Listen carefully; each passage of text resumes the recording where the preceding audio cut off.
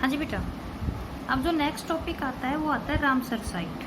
देखो आपके ना जो रामसर साइट है या जो ये सेक्रेड फॉरेस्ट है, ये डायरेक्ट 3-3 या 2-2 नंबर के क्वेश्चंस मिलते हैं बोर्ड के अंदर कि जो रामसर साइट्स हैं क्या होती हैं, क्या उनकी इम्पोर्टेंस होती है, उनके बारे में लिखो। तो अभी मैंने एक वर्ड यूज किया था इससे पहले, वेटलैंड। जो वेटलैंड्स होते हैं बेटा उन्हीं को हम क्या नाम देते हैं, रामसर साइट के नाम से जानते हैं। ऐसा क्यों? वेटलैंड्स को बचाने के लिए कि जो खाली ये बंजर जमीन पड़ी हुई थी, जो कई बार देखा भी होगा आप फॉरेस्ट वगैरह में, है ना, उबड़ खाबड़ छोटी बड़ी जो जमीन रहती है उसको प्रोटेक्ट करने के लिए ईरान के अंदर एक जगह है रामसर। 1971 में वहाँ पर सबसे पहला इंटरनेशनल कन्वेंशन हुआ था और उसके बाद से वेटलैंड्स को ही रामसर साइट के नाम से जाना गया। लो लाइंग मार्शी एरिया, देखो कई बार देखा होगा कि जो ये उबड़ खाबड़ जो जमीन रहती है, इरेगुलर सी जो लैंड रहती है, वहाँ पर बारिश के टाइम पे क्या करता है, पानी भर जाता है। ये खाली जमीन जरूर है, सूखी पड़ी हुई है, लेकिन इसकी बहुत ज़्यादा इंपॉर्टेंस होती है। Ramsar wetland are the low lying marshy area which get filled up during the rain. बारिश का पानी जब निकलता है तो इसकी वजह से वो पानी जब बीच रास्तों में यहाँ कहीं रुक जाता है तो इसकी वजह से क्या होता है कि जो फ्लड के जो चांसेस होते हैं वो कम हो जाते हैं। एक तरह से देखा जाए तो उनको वेस्ट लैंड समझा जाता है, जहाँ पर आज के टाइम पे आदमी ने क्या करना शुरू कर दिया, डंपिंग ऑफ, है ना। हमने देखा होगा कि जो सरकारी ज़मीन होती है मोस्टली गाँवों में या आसपास, वहाँ पर लोग कचरा फेंकने लग गए हैं। डंप एरिया के फॉर्म में आज के टाइम पे उनको क्या करने लग गए, यूज करने लग गए। इसकी वजह से नतीजा ये हुआ कि बहुत से ऐसे वेटलैंड थे जो कि डिसअपियर हो गए। लेकिन वेटलैंड खाली पड़ी हुई बेकार ज़मीन नहीं है, वेटलैंड इकोलॉजिकली बहुत इंपॉर्टेंट होते हैं। क्यों? देखो बारिश का पानी जब कहीं पे रुकेगा और वो रिस के नीचे जाएगा तो इसकी वजह से क्या होगा, जो ग्राउंड वाटर है वो रिचार्ज होगा। फ्लड के जो चांसेस है, क्यों, मान लो पानी एक बिल्कुल तेज बहने के लग रहा है, इकट्ठा होता जा रहा है, लेकिन अगर वो कहीं बीच रास्ते में रुकता हुआ चलेगा तो जो फ्लड के जो चांसेस है वो क्या हो जाते हैं, कम हो जाते हैं। सिल्टेशन एंड प्योरिफिकेशन, जब पानी रिस के नीचे जाएगा ज़मीन पे तो वो ऑटोमेटिकली क्या हो जाता है, प्योर हो जाता है। और कई वेटलैंड तो ऐसे ना छोटे छोटे जो तालाब वगैरह पॉन्ड वगैरह रहते हैं, वहाँ अगर कुछ दिन बने हुए रहते हैं तो वहाँ पर कई सारे एनिमल्स वगैरह भी रहने लग जाते हैं, पेड़ पौधे उग जाते हैं, घास उग जाती है, और ऐसी जगह पर माइग्रेटरी बर्ड्स वगैरह हमें बहुत ज़्यादा देखने को मिलते हैं। माइग्रेटरी बर्ड जो फ्लैमिंगो है, it breed in run of Kutch, वहाँ पर आता है पर्टिकुलर ब्रीडिंग के लिए। क्यों? क्योंकि खाली ज़मीन है, घास है, प्लांट्स है, तो उसको एक पोल्यूशन फ्री एरिया मिल जाता है। और यही रिक्वायरमेंट है कि हम वहाँ पर उसको कचरे को ना डाल के, उन वेटलैंड को ख़राब ना करके उनको प्रोटेक्ट कर लें। इंडिया के अंदर भी कुछ 16 ऐसे वेटलैंड है जिनको कि सेलेक्ट किया गया था, जो कि काफ़ी इम्पोर्टेंट है। पंजाब में हरिक वगैरह है, एचपी में जो चंद्रताल है, ठीक है, एमपी में भोजलैंड है, ओडिशा में, केरला में, मतलब हर जगह ये वेटलैंड्स को आइडेंटिफाई किया गया जहाँ पर लोगों ने कचरे को डंप ऑफ करने के लिए उनको यूज करना शुरू कर रखा था, और उनको आइडेंटिफाई करके और फिर क्या किया गया, प्रोटेक्ट। तो हर साल 2 फेब को एज वेटलैंड डे भी सेलिब्रेट किया जाता है। क्लियर? अब बात आती है सेक्रेड फॉरेस्ट और लेक। ये नाम से ही पता चल रहा है, देखो जंगलों में कई हिस्सों में ट्राइबल्स रहते हैं, और वो जो जनजातियां रहती है वो उस जंगल की एक लकड़ी तक नहीं काटने देते। क्यों? क्योंकि उनके रिलीजन से, उनके बिलीफ से वो उनको पूजते हैं, और ऐसे उन जंगलों के उन हिस्सों को, उन पैचेस को हम सेक्रेड फॉरेस्ट के नाम से जानते हैं। लेक है गंगा नदी, है ना, तो इसी तरह वो लेक या वो फॉरेस्ट के वो पैचेस जिनको कि लोग पूजते हैं, मानते हैं, they are known as the sacred forest and the lake. देखो forest patches allowed place of worship, जहाँ पर ट्राइबल कम्युनिटीज बहुत ही एक हाई एस्टीम के साथ पूजा करती है। यानी कि जो अनडिस्टर्ब है, जहाँ पर बिल्कुल भी डिस्टर्ब नहीं होती, उनको हम बोलते हैं सैक्रेड फॉरेस्ट। और वहाँ पर क्या रहता है, बहुत ही रेयर स्पीसीज हमें देखने को मिलती है। ये सैक्रेड फॉरेस्ट हमारे हर हिस्से में है इंडिया में, कर्नाटका में, महाराष्ट्र में, जो अरावली वाला एरिया है राजस्थान के अंदर, छत्तीसगढ़ की जब हम बात करेंगे, केरला की, यहाँ पर क्या कर रखा है कि लोगों ने अपने मंदिर बना रखे हैं। जैसे देवदार के जो पेड़ हैं, जो जंगल है, उनको क्या करते हैं वो लोग, पर्टिकुलर रिलीजन वाले पूजते हैं। जंतिया और खासी हिल्स हम सब जानते हैं, जो कि मेघालय वगैरह में मिलती है। और वहाँ पर क्या करते हैं बेटा, एक सिंगल ब्रांच भी अलाउ नहीं की जाती। इसकी वजह से जब वो जंगल प्रोटेक्ट हुए, जब वो इससे प्रोटेक्ट हुए, तो बहुत सी ऐसी स्पीसीज थी जो उनके साथ में ऑटोमेटिकली प्रोटेक्ट होती चली गई। जैसे जो राजस्थान में जो बिश्नोई हैं, वो क्या करते हैं, जो ब्लैक बक है वहाँ पर, जो प्रोसिक्वेस सिनेरेसिया है, उनको पूजते हैं। और अगर उनको कोई भी हंट करे या उनको मारने की कोशिश करे तो वो ये काम करने ही नहीं देते। क्लियर? चलो जी, इन सीटू कंजर्वेशन के बाद में अब जो नेक्स्ट आती है वो आती है बेटा एक्स सीटू। नेचुरल होम से उठा के जब उन रेयर स्पीसीज या रेयर प्लांट्स को उनके नेचुरल होम के बजाय कहीं और जब प्रोटेक्ट किया जाता है, इस टाइप का जो कंजर्वेशन होता है, उसको हम नाम देते हैं एक्स सीटू। और इस एक्स सीटू में जो सबसे पहले आते, this one is known as off site collection. क्या बोला? Off site collection. Off site collection का मतलब जहाँ पर एनिमल या जो प्लांट की स्पीसीज है, उनको botanical garden, zoological park, wild life safari park या एर्बोरेटा वगैरह के अंदर प्रोटेक्ट किया जाए। और आपके पास क्वेश्चन आता है, जोलॉजिकल पार्क में या नेशनल पार्क में क्या फ़र्क है? आज के टाइम पे बेटा ये जो है, ये काफ़ी पहले का डाटा है। फिर से कह रही हूँ, गूगल बाबा पर से एग्जैक्ट इनके जो डाटा हैं उनको फाइंड आउट कर लेना, ठीक है। बहुत से क्या है, बॉटनिकल गार्डन्स और एर्बोरेटा। आपके पास ओनली वन वर्ड डेफिनेशन आती है, what do you mean by the arboreta? कुछ ऐसे हिस्से जहाँ पर रेयर प्लांट की स्पीसीज देखने को मिलती है, उनको हम बोलते हैं एर्बोरेटा। इनमें सीड बैंक, टिश्यू कल्चर वगैरह और एक्स सीटू टेक्नोलॉजी वगैरह, नेशनल पार्क जूलॉजिकल पार्क बनाए गए हैं। और इन जूलॉजिकल, देखो नेशनल पार्क में फ्लोरा और फन्ना दोनों को प्रोटेक्ट किया जाता है। जूलॉजिकल पार्क में मोस्टली क्या करते हैं, मैमल्स को, बर्ड को उनके जंगल में से निकाल के कहीं और प्रोटेक्ट किया जाता है। क्लियर बेटा? तो आपको इन सीटू और एक्स सीटू कंजर्वेशन में डिफरेंस ध्यान में रहना चाहिए। कभी ऐसा मत करना कि इन दोनों को मिक्स्ड कर दो। क्लियर? उसके बाद जो नेक्स्ट आता है एक्स सीटू कंजर्वेशन में, उनको हम बोलते हैं जीन बैंक। वही है कि जीन्स को स्टोर कर लेना, प्रोटेक्ट कर लेना, सीड को प्रोटेक्ट कर लेना, उनको टाइम टू टाइम कल्चर करते रहे, ग्रो करते रहे, फिर जब नए सीड आ जाएं तो उनको फिर से फ्रोजन कर लिया जाए। Gene bank. और इन जीन बैंक में सबसे पहले कौन आते हैं? Seed bank.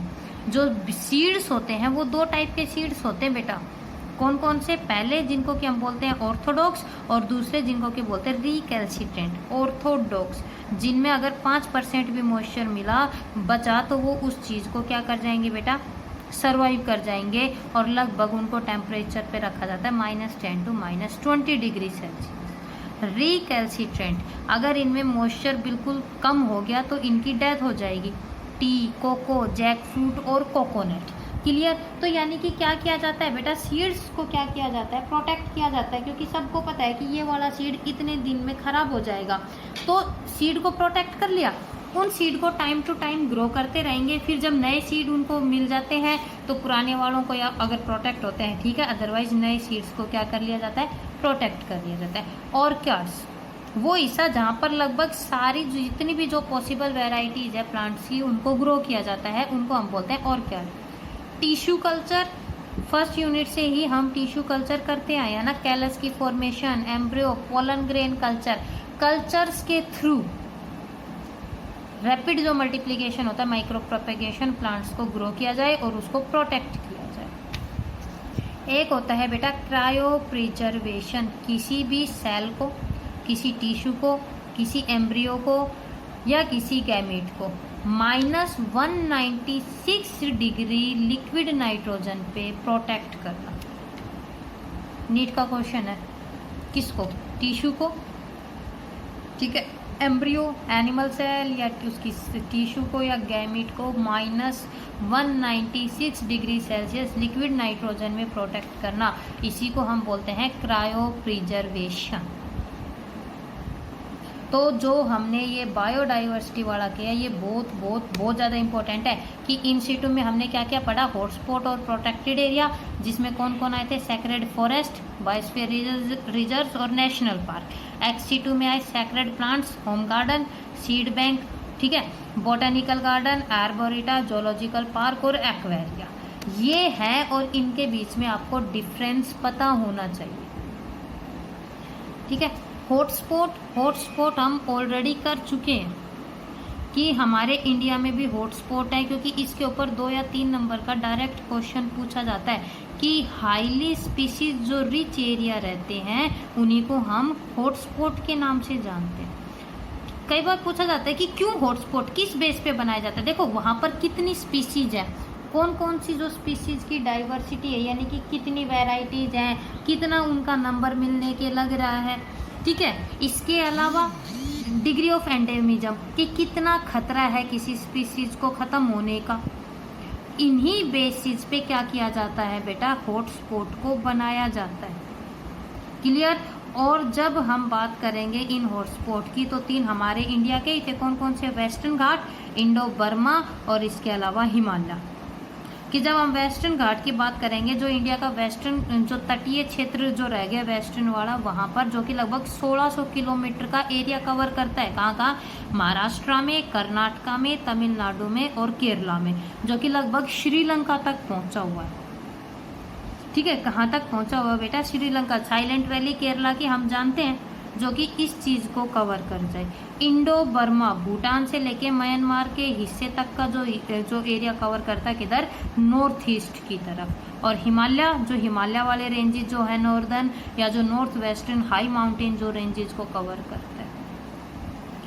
International effort for conserving biodiversity, आपके पास ये नीट, जिपमर या बोर्ड में कहीं भी क्वेश्चन आ सकता है कि अर्थ समिट डे, बेटा ये जो डेट्स वगैरह दे रखी है ये बहुत ज़्यादा इम्पोर्टेंट है।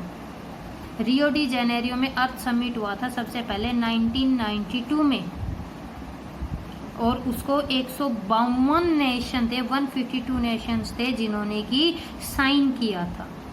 जो इसकी रिकमेंडेशन थी वो सामने आई थी 29 दिसंबर 1993।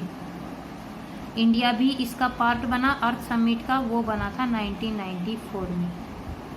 कैसे कि इसके जो मेन एम थे अर्थ समिट के, वो क्या थे कि ऐसे मेथड्स को अडेप्ट किया जाए जो कि हमारी बायोडाइवर्सिटी को प्रोटेक्ट करें। इस तरह सारी चीज़ों को मैनेज किया जाए ताकि जो बायोडाइवर्सिटी है उसको लॉस ना हो।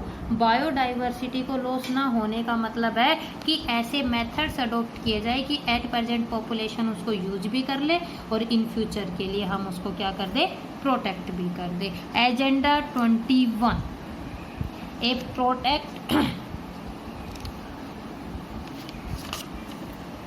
प्रोडक्ट ऑफ अर्थ समिट कि एजेंडा में क्या किया गया कि किस तरह सोशल, इकोनॉमिक और एनवायरमेंटल मेजर्स को ध्यान रखें हम 21st जो सेंचुरी आएगी उसको आगे लेके जा सकते हैं। उसके बाद जो सेकंड वर्ल्ड समिट जो हुआ था वो 2002 में हुआ था साउथ अफ्रीका में, जिसमें कि नियरली 190 कंट्रीज ने साइन किए थे कि हम सब मिलके बायोडाइवर्सिटी का जो करंट लॉस है उसको क्या करेंगे, प्रोटेक्ट करेंगे अप टू 2010। क्लियर बेटा। और भी कई सारे नॉन गवर्नमेंटल ऑर्गेनाइजेशंस हैं जो कि इन सब में अपना इम्पोर्टेंट रोल कर रहे हैं कि किस तरह आज के टाइम पे हम अपनी बायोडाइवर्सिटी को प्रोटेक्ट करें। तो IUCN, CITES, MAB, यूनेस्को, इन सब की फुल फॉर्म आपको याद होनी चाहिए। WWF, world wide fund for the nature site, convention in international trade in endangered species, biodiversity conservation in India. ये आपका पूरा कंपटीशन बेस कवर करता है कि India is the centre of origin and natural home of 167 cultivated species कि India में बहुत सी ऐसी स्पीसीज हैं बेटा जो कि नेचुरली रहती हैं, उनका नेचुरल होम है जहाँ वो ब्रीड कर रही हैं और रहती हैं।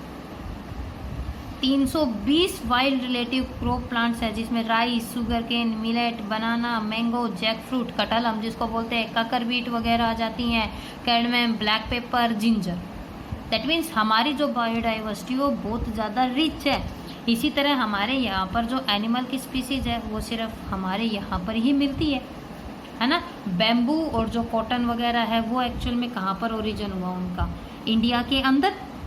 It is the secondary home. Secondary home का मतलब कहीं और है, लेकिन हमारे इंडिया में भी उनकी बहुत सी स्पीसीज है, और इतनी सारी जब स्पीसीज मिलती हैं तो ये हमारी सोल रेस्पॉन्सिबिलिटी है कि हम इन सारी चीज़ों को प्रोटेक्ट करें, चाहे वो इन सिटू कंजर्वेशन के थ्रू करें या फिर एक्स सिटू कंजर्वेशन के थ्रू करें। तो हमारे इंडिया में JFM जॉइंट फॉरेस्ट मैनेजमेंट प्रैक्टिसाइज किया गया कि किस तरह हम गांवों को और उनके आसपास के एरिया को प्रोटेक्ट कर सकते। क्लियर। इस तरह हमारा जो ये चैप्टर था ये कंप्लीट हुआ, और चैप्टर कंप्लीट होने के साथ में हमारा जो सिलेबस था वो भी, क्योंकि हमारा जो ये लास्ट चैप्टर है एनवायरमेंटल इशू, इसको डिलीट कर दिया गया है। क्लियर। इसके अलावा जब आप अपनी ये बुक ओपन करोगे तो यहाँ पर ये सारी एक्स्ट्रा जितनी भी ये इनकी फुल फॉर्म है या कौन सा डे कब सेलिब्रेट किया जाता है, बेटा नीट के अंदर ये क्वेश्चंस पूछे जाते हैं, इनको आप मेमोराइज कर लेना। क्लियर।